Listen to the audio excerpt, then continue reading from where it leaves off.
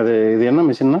இது வந்து நம்ம வந்து ஏன் இது சொல்லுவாங்க என்னன்னா, மாடு உதைக்காம வந்து தடுக்கிறது சொல்லுவாங்க. சரி. நம்மளால நிறைய பேர் பாத்தீங்கன்னா மாடு உதைக்குன்னு சொல்லி வித்து போடுவாங்க. அப்போ ஒரு 80,000 கொடுத்து வாங்கிட்டு வருவாங்க மாடு உதைக்கி. அவங்க வந்து பாத்தீங்கன்னா வியாபாரி வந்து என்ன பண்ணிடுவாங்கன்னா, இதை வந்து 30,000க்கு இது வெட்டுக்கு தான் போகும், 25,000 கொடுன்னு வாங்கிட்டு போயிடுவாங்க. ஆனா அவங்க கொண்டு போய் அதை ஏதாவது பண்ணக்காரருக்கு வித்துருவாங்க. நல்லா கெயின்ல ஒரு 30,000 40,000 கெயின்ல வித்துருவாங்க. அதுக்காகத்தான் இன்னைக்கு இந்த மாடு பாத்தீங்கன்னா உதைக்கி நீங்க பாத்தீங்கன்னா தொட்டாவே காலை தூக்குது பாத்தீங்களா. அப்போ இந்த மாதிரி மாட்டுக்கு வந்து பாத்தீங்கன்னா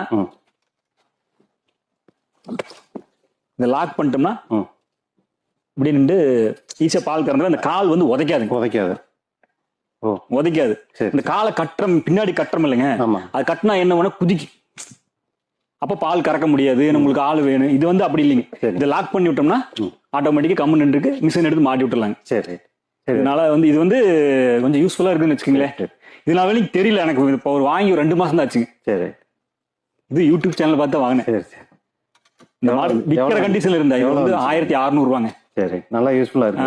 கோகுல் சொல்லிட்டு பாண்டிச்சேரி பக்கமா எனக்கு தெரியல, பாண்டிச்சேரியில இருந்து ஆர்டர் போட்டு வாங்கினேன். இங்க லோக்கல்லயும் இருக்குதுங்க, எனக்கு தெரியல. அது இருந்து பார்த்து மாட்டுக்கு தகுந்தாப்புல அட்ஜஸ்ட் பண்ணிக்கலாம். இது அட்ஜஸ்ட் பண்ணிக்கலாங்க. மேக்சிமம் பாத்தீங்க இந்த இது அட்ஜஸ்ட் பண்ணிக்கலாங்க. அட்ஜஸ்ட் பண்ணணும்னா ஓகே. வேணுங்கிற மாட்டுக்கு மேக்சிமம் எல்லா மாட்டுக்கும் பாத்தீங்கன்னா இந்த சைஸ்ல தான், எல்லா மாட்டுக்கும் இந்த சைஸ் தான் வரும். சரி.